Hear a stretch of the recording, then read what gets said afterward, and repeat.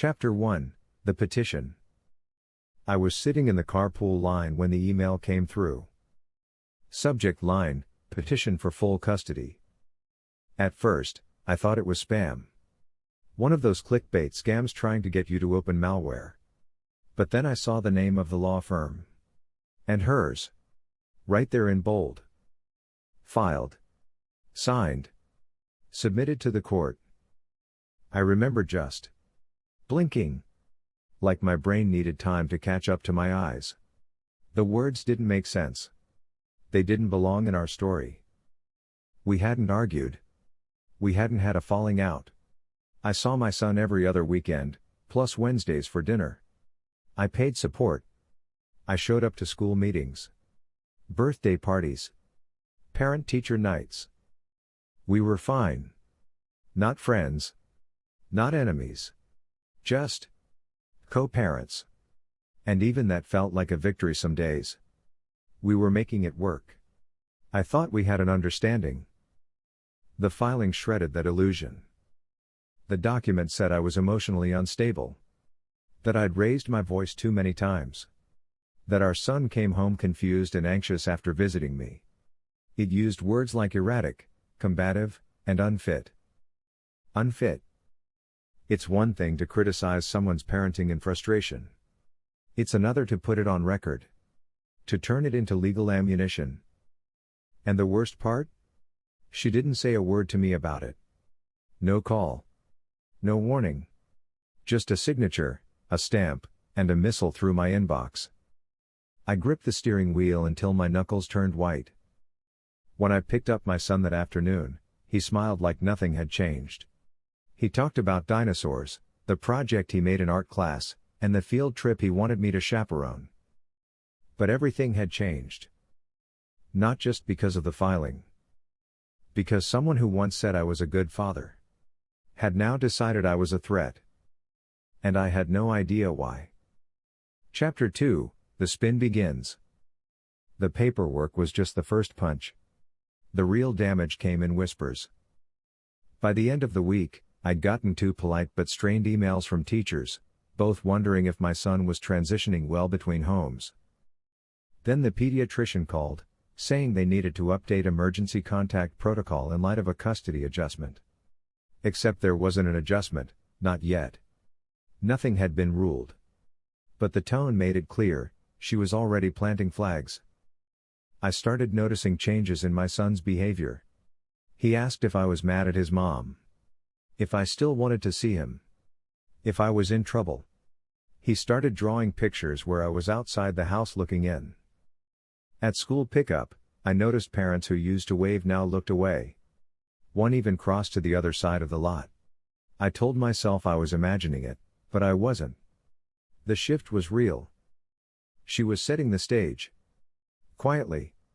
Strategically. Feeding people the version of me she needed them to believe. I tried to tell myself it was temporary, that the court would see through it. But I wasn't sleeping. I was watching every word I said, second-guessing every message I sent. I stopped posting on social media. I took down photos of me and my son. I even started rehearsing conversations before I had them. I felt like I was walking on glass, while she danced across it in heels. And the cruelest part? My son started to flinch when I raised my voice, even slightly. That cut deeper than the legal blow ever could. I didn't know why she was doing this. But I was starting to see how. And that was more terrifying than I was ready to admit. Chapter 3, Courtroom Cold War. The first hearing was set for a Thursday morning. I sat on the stiff bench outside the courtroom, flipping through the same 2 pages of notes Owen had printed for me, not reading them. Just turning them over and over. "Stop fidgeting," Owen muttered, straightening his tie. "You're making me nervous." I gave a weak laugh. "That makes 2 of us." She walked in 10 minutes late, like it was intentional. Calm. Composed. Hair down in soft waves, that signature pearl necklace around her neck, the one she wore to PTA meetings and holiday dinners. "She's dressing for sympathy," Owen said quietly. "Classic move." "She looks like someone who's about to win," I said, staring. She looks like someone who thinks she already did. Inside the courtroom, the air felt thinner. The judge sat like a statue, flipping through the case file with a highlighter in one hand. My name was in there somewhere, marked up in fluorescent yellow. They called her to the stand first. Her voice was soft, measured, every word coded in concern. I've tried to co-parent peacefully, but I've noticed behavioral changes in our son after visits. Nightmares, anxiety, withdrawal. She paused and looked down, like the memory hurt. I didn't want to come here, but I felt I had no choice. Her lawyer handed over a stack of printed emails and text messages, selectively cropped, with just enough heat in my responses to make me look unstable, if you didn't know what had come before. Owen objected twice. The judge overruled both times. She's establishing context, he said, not even looking up. I wasn't allowed to speak. I wasn't even allowed to react. Owen leaned in. Your job right now? Breathe. No facial expressions. Don't even blink too hard. But every sentence she spoke was like a needle under my skin. She told the court I yelled in front of our son. That I was erratic. Combative. That she worried about his emotional safety. At one point, she even teared up, just a glisten, not full tears. But it landed. I could feel the shift in the room. The judge scribbled something and looked over his glasses at me. Not hostile, but curious. Assessing. When court recessed for lunch, I walked past her in the hallway. You're really going through with this? I asked, my voice low. She didn't stop walking. You brought this on yourself. How? She paused just long enough to look back over her shoulder. You're unpredictable, Matt. I can't risk our son being caught in the middle. Then she disappeared around the corner with her attorney. I stood there, stunned. Unpredictable? I was the one who packed extra snacks for every pickup. Who kept spare clothes in the trunk just in case. Who showed up early and left late. But it didn't matter. She wasn't here to argue custody. She was here to rewrite the story. And I wasn't just being written out. I was being turned into the villain. So far, it was working. Chapter 4, Something Felt Off. Later that week, Owen and I sat across from each other in his office, the fluorescent lights overhead casting everything in sterile gray. He was hunched over a legal pad, circling something. She claimed the incident happened on a Saturday, he muttered. Yeah, that's what she told the court, I said.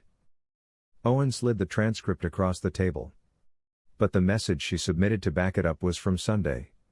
Different weekend. Different tone. I leaned forward. So she mixed up the dates? She blended them. It's subtle, but it's there. Manufactured consistency. That sent a ripple down my spine. Harper didn't make careless mistakes. She curated everything. Even her court outfit had a narrative. This kind of slip? It felt deliberate. Or worse, it felt like she assumed no one would notice. Back home that night, I pulled out every calendar, every screenshot, every email I could find. I matched pickup dates to her claims. Checked our son's drawings. Cross-referenced school communications. That's when the pattern emerged. She'd been planting a version of me, the unstable dad, the erratic parent, for months. Small exaggerations in texts. Strategic silences. Telling people just enough to tilt their view without setting off alarm bells. I sat back in my chair, staring at the map of inconsistencies laid out on my screen. She's building a case on perception, I told Owen the next day. Not truth. She's counting on you to crack first, he said.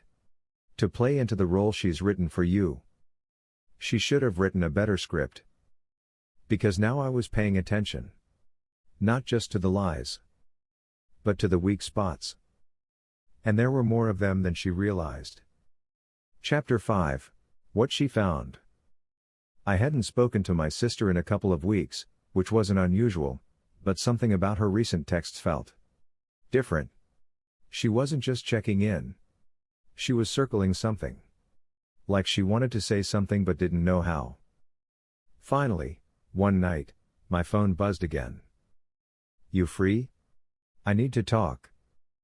We didn't FaceTime. She didn't want to be seen. That alone told me it was serious. When I answered, her voice was low, tighter than usual. "Matt. Something's wrong." I stood, pacing to the kitchen. "What is it?" "It's Logan." I froze. "What about him?" She hesitated. "I found something. On his old tablet. I shouldn't have seen it, but I wasn't snooping. I was looking for school files and..." "What did you find?" More silence. Then she whispered. "Messages. From Harper." I sat down hard. "No. What kind of messages?" "Not just flirty.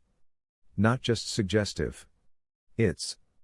They've been together, Matt. For months. While I was still trying to fix things. While we... I could hear her fighting back emotion. And underneath that, fury. "They were talking about you," she continued. "About how once the custody case was done, they wouldn't have to sneak around anymore." I didn't say anything. I couldn't. "And Harper," she said, voice cracking. She talked about making it clean. About how she'd come off looking like a hero, single mom, sole custody, monthly check. All of it. They were planning it together? I closed my eyes. "I'm so sorry," she said. "I should have known. I should have seen." "You couldn't have," I said quietly. "She's good at playing perfect. And Logan. He always knew how to blend in." "I want to testify," she said without hesitation. "I want the judge to hear this from me." I opened my eyes again. "You sure?" She didn't miss a beat. "Absolutely. Because this wasn't just betrayal. It was strategy. Cruel. Calculated. And now, we were both done playing nice." Chapter 6, The Messages. When the screenshots came through later that night, I braced myself.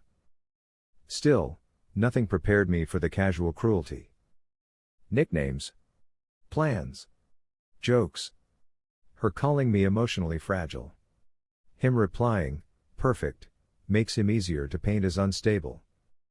Another, "Get the custody ruling, then we're golden." But the one that stuck in my head, the one I could still hear as I stared at my phone in the dark. "I want the kid and the check. He'll never see it coming." I must have read it 10 times. The rage was quiet. Cold. But total. Not the kind of fury that makes you shout, the kind that makes you plan. I didn't sleep. I reread everything, cataloging every message, every date and timestamp. I laid them out like puzzle pieces, each one fitting too perfectly into the timeline I hadn't known I was living in. The betrayal wasn't chaotic, it was clinical. There were messages that referenced me not as a person, but as a problem. A variable to eliminate. He won't fight if it looks like he's the one unraveling. You can always say you tried. Say he got worse after the split. Even a meme, casually tossed between them, a picture of a courtroom with the caption, "Where lies become lifestyle upgrades." It took everything in me not to throw the tablet. I thought about my son. The way he'd hesitated the last time we did drop off. The look in his eyes like he wasn't sure who to believe. And I realized, if this had gone on any longer, if we hadn't caught it now, I could have lost him. Not just physically. Mentally. Emotionally. By morning, I had a folder ready. I labeled it, Custody Deception, Harper and Logan. Color-coded, time-stamped, organized. If she wanted to play strategy, she'd learn I could play, too. I texted Owen, "Need to meet. Tomorrow. Bring a thumb drive." When I handed him the tablet and the screenshots, He didn't say a word for a full 2 minutes. He scrolled. Scanned. Then he looked up. This changes the entire case. She's not just lying, I said. She's framing me. While sleeping with my sister's husband. Owen nodded slowly. She's weaponizing the system, using the court to legitimize a lie and build herself up as a victim. Manipulating perception to seize control. I nodded. And she almost got away with it. He closed the file. We won't let her. And just like that, everything changed. Chapter 7, Truth in Hand. Court felt different that morning. Not because the room had changed, same high ceiling, same polished wood, same judge who hadn't looked me in the eye since the first hearing. But this time, I was different. I wasn't walking in defenseless. I had the truth in my pocket. Owen and I took our place at the table. Harper sat across the aisle, immaculate as ever. Her lawyer wore smug like cologne. They both looked calm. Too calm. The judge began with standard procedure. Roll call. Previous motion summaries. Then he leaned forward, steepling his fingers. I understand the defense has new evidence to submit? Owen stood smoothly. Yes, Your Honor. We are submitting a set of time-stamped communications between the plaintiff, Harper Lane, and one Logan Pierce. The messages are intimate in nature and include discussion of a coordinated strategy to falsely portray my client as emotionally unstable for the purpose of manipulating custody proceedings. A pause. Then murmurs. Harper's lawyer stood. Objection. This is an invasion of privacy. The judge held up a hand. I'll decide that. He looked down at the binder Owen handed over, flipping through the first few pages. Then, he stopped. He read one of the messages aloud. He won't fight back. We just need the judge to think he's cracking. Another. This time next month, I'll be the solo parent and the checks will hit like clockwork. Silence. Harper didn't blink. But I could see her grip tightening on the table's edge. Her lawyer whispered something, fast and urgent. The judge set the binder aside like it had physically drained him. Then he looked at Harper. Ms. Lane, do you deny the authenticity of these messages? She opened her mouth, but no sound came out. Then finally, that's out of context. He raised an eyebrow. Please enlighten the court. What is the proper context for fabricating mental instability and plotting a custody outcome with your lover, who happens to be your ex-brother-in-law? She went pale. Owen leaned toward me, whispering, now we wait. The judge glanced toward the bailiff. Please summon the clerk. These messages need to be read into the official record. Across the room, Harper's world, her story, her image, her control, started to crack. And I didn't have to say a word. Chapter 8, The Court Turns. The energy in the courtroom had shifted. It wasn't loud. It wasn't dramatic. But it was undeniable. The judge wasn't just reading documents anymore. He was watching Harper. Closely. The kind of watchfulness that meant a decision was forming, and it wasn't going her way. Owen stayed calm beside me, but I could feel it in the way he tapped his pen, slow, rhythmic, like a countdown. Harper's lawyer tried to recover. Your Honor, we maintain that these messages don't reflect my client's parenting capacity. She's an excellent mother. She may well be, the judge interrupted. But this is a custody case, counselor. Credibility matters. Motive matters. He turned a page. And planning to manipulate the court by fabricating mental instability? That's more than just questionable judgment. That's a deliberate attempt to deceive the system. Harper shifted in her seat. Her lawyer leaned in, whispering urgently. The judge wasn't finished. This court issued a temporary custody order based on the plaintiff's sworn statements. Those statements painted the defendant as emotionally unfit, possibly dangerous. He looked at me for the first time. Mr. Rivers, I owe you an apology. This court may have acted on a false premise. I swallowed hard. Thank you, Your Honor. He turned back to Harper. The court is placing a hold on all prior custody orders effective immediately. We will reconvene for a full review. In the meantime, temporary primary custody is awarded to the father, pending the outcome of this investigation. Gasps. Audible ones. Harper stood up. Wait, no. That's not fair. The judge raised a hand. Sit down, Ms. Lane. She did. Slowly.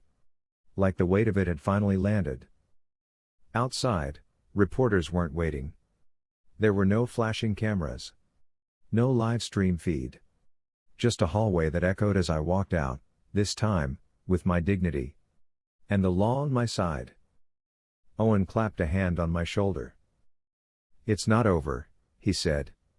But it's starting to turn. And for the first time in weeks, I believed him. Chapter 9, Tactical Patience.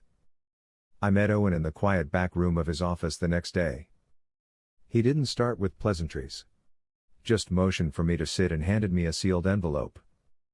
Inside, a signed contract. Private investigator, he said. We need confirmation. Timing. Movement. Anything that shows collusion, coordination, and intent to deceive the court. Do we tell the judge? I asked.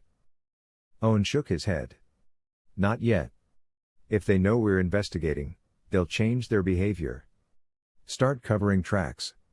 We want them comfortable. You think Harper and Logan are still talking?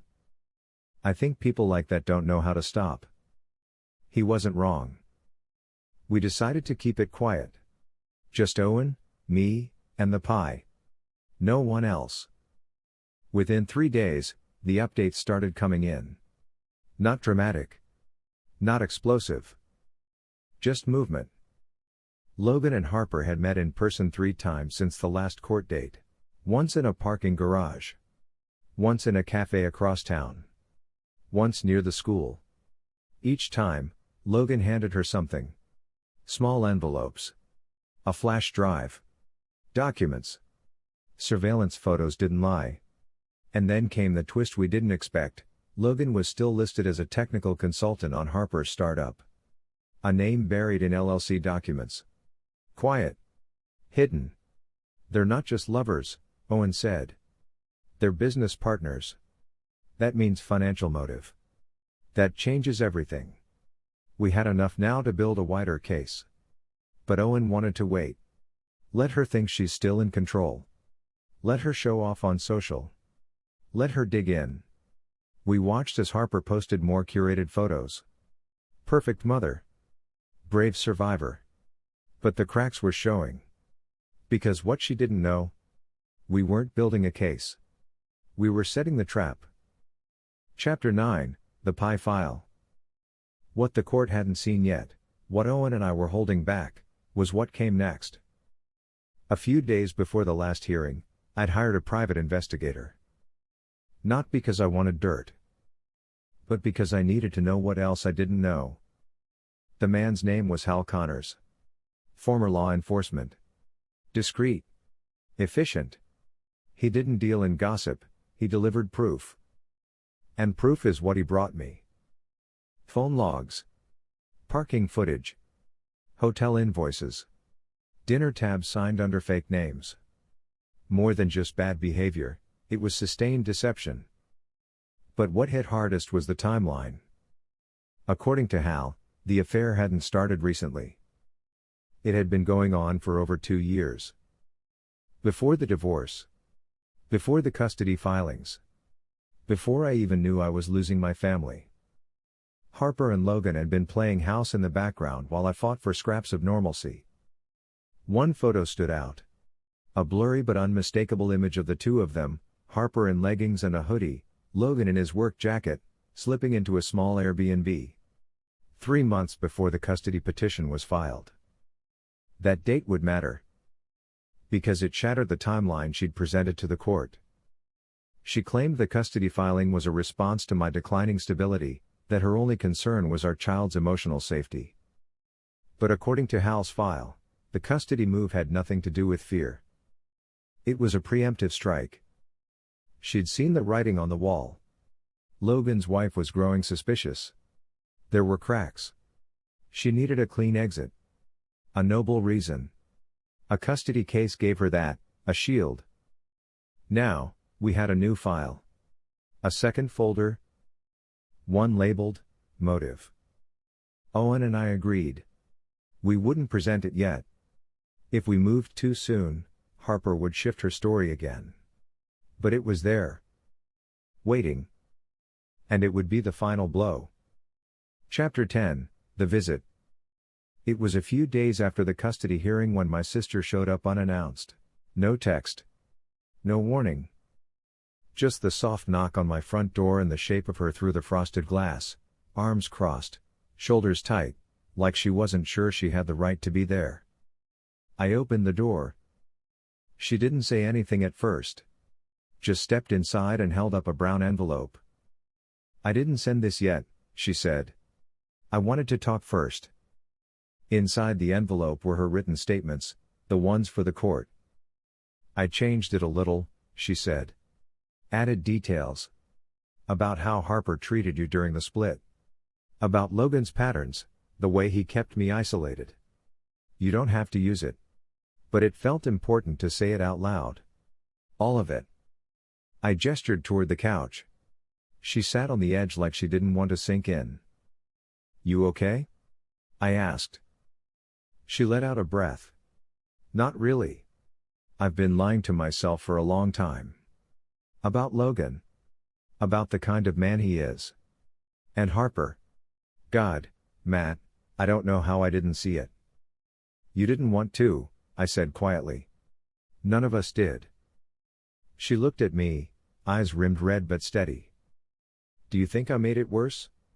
By staying with him so long?" "You didn't know," I said again. "And the second you did, you brought the truth. That's more than most people ever do." She nodded. "They deserve each other. But they don't deserve to win." We sat in silence for a moment, the kind that says more than 100 shouted arguments. Then she reached into her bag and pulled out a small flash drive. "What's that?" "Backup from Logan's old email. He used to forward things to himself, court filings, messages he helped Harper draft. I don't even think he remembered it synced." My chest tightened. "How much is on there?" "Enough to bury them both." I took it slowly. "Are you sure?" She looked me in the eye. "Matt. You're my brother. And they nearly ruined you. They tried to steal your son. They mocked you for being the kind of father they could never understand." She stood. "I won't let them do it again." I walked her to the door. As she turned to leave, she paused. "You know what really gets me?" "What?" "She used to call me sister. She used to act like she cared. All the while, she was stabbing both of us in the back." I didn't have a response. Because sometimes silence is the only thing sharp enough to match the truth. When the door closed behind her, I turned the flash drive over in my hand. The weight of it was small. But the fallout? That was just beginning. Chapter 11, Rebuilding Trust. The waiting room at the supervised visitation center didn't feel like a place where healing happened. Beige walls. Plastic chairs. A mirror that was obviously two-way. Everything about it was designed to watch, to judge. Not to connect. I sat there, palms damp against my jeans, trying not to look too eager. Or too anxious. Or too broken. Then the door opened. He stepped in slowly. My son. My heart. His backpack looked too heavy for his frame, and his eyes, God, his eyes, didn't light up the way they used to when he saw me. He paused a few feet away, like waiting to be told what to do. "Hey, buddy," I said, my voice barely holding. He looked at the counselor, then back at me.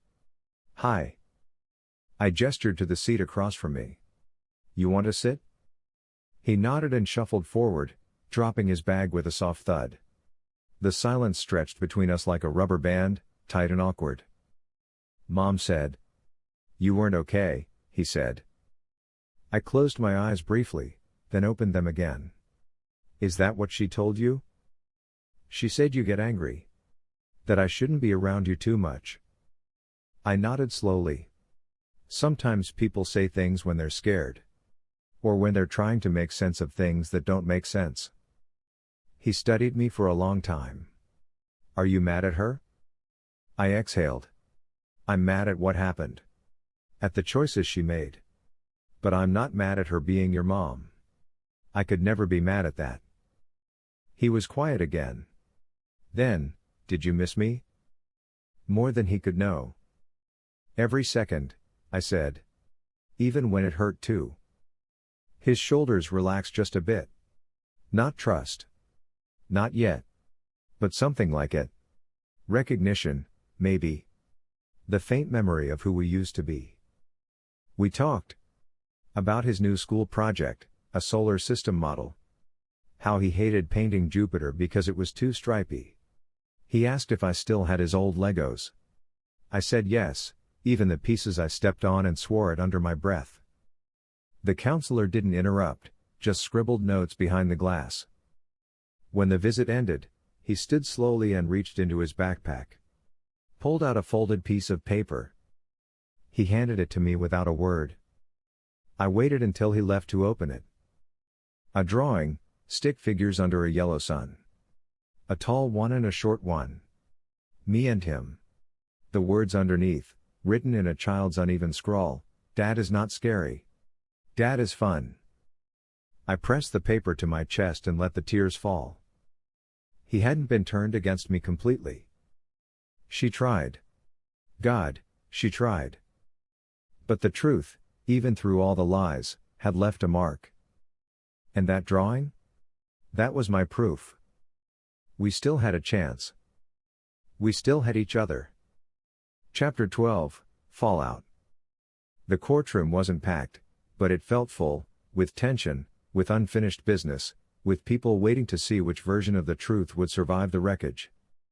Harper sat beside her attorney, expression blank, hair pulled back like armor. Across the aisle, I sat behind Owen. My sister, Emma, sat to my left. Her hand trembled once before she folded it into her lap. "Ms. Reed," the judge began, adjusting his glasses as he reviewed a folder thick with new exhibits, "you've submitted a revised witness statement for today's hearing. You understand that by testifying, you're placing yourself under penalty of perjury?" Emma nodded. "I do." "Proceed." She stood, not timid, not shaky. Just tired. But ready? "My name is Emma Reed. I've been married to Logan Reed for 12 years. We have 2 children together. I'm also the sister of the respondent, Matthew Carter." She glanced at Harper. "And for years, I believed Harper was my friend." A flicker crossed Harper's face. Not guilt. Annoyance. Emma continued, "A few months ago, I started noticing strange behaviors. Logan was distant, secretive. I found messages, first on a sync tablet, later in a forwarded email cache I hadn't known existed." Owen handed the court clerk a small flash drive. "Your Honor, this includes the emails referenced in her statement. Verified metadata. Unaltered." Emma's voice steadied. The messages made it clear. Harper and Logan were not just having an affair. They were working together. Planning to manipulate the custody process, using Logan's knowledge of court filings to help Harper make Matt look unstable. I watched the judge as she spoke. No outward reaction, but he was listening. Closely. Emma cleared her throat. "Harper used me. She used my children. She pretended to care about our family while sneaking around with my husband. But what broke me wasn't the affair. It was the way they talked about Matt. About taking his son away. About how they'd build a narrative. Like my nephew was just leverage." The courtroom stayed silent. Even Harper's lawyer didn't object. Emma's voice cracked. "I filed for divorce the same day I read those emails. And I gave every piece of evidence I found to my brother. Because if there's one thing I still believe in, it's that the truth matters. And children deserve both parents. Not lies designed to hurt one of them. When she sat down, the judge took a long breath. He turned to Harper. Do you have anything to say in response to these claims? Harper shifted. Cleared her throat. But nothing came. Owen stood again. Your Honor, in addition to the emotional damage inflicted on both the child and my client, we ask the court to consider whether this sustained deception rises to the level of parental alienation and psychological harm. The judge nodded. It does. He paused deliberately, then spoke each word with crisp clarity. This court finds credible evidence of manipulation, false representation, and a coordinated effort to sever the father's relationship with his child. The temporary custody arrangement is vacated. Full physical and legal custody is hereby granted to Mr. Carter. Ms. Dawson will be subject to supervised visitation pending further evaluation. A murmur swept through the room. I didn't turn to look at Harper. I didn't need to. I felt the collapse. And, the judge added, this court is referring this matter for potential perjury and custody fraud investigation. Emma let out a quiet breath beside me. We stood. Walked out slowly. Outside, the sky was soft and gray, not stormy, not clear. Just honest. Like something real could finally grow again. As we reached the steps, Emma touched my arm. She never really loved him, you know, she said. Not Logan. Not even you. I looked at her. Then why all of this? She shrugged. Because she couldn't stand being ordinary. We stood in silence. The kind of silence that didn't ache anymore. Just cleared space for what came next. Thanks so much for watching. If you love a good revenge story, or if you've ever dreamed of getting the last word without saying much at all, you're in the right place. Be sure to like this video, subscribe to the channel, and turn on notifications so you never miss a new savage ending. Because around here, karma always hits different.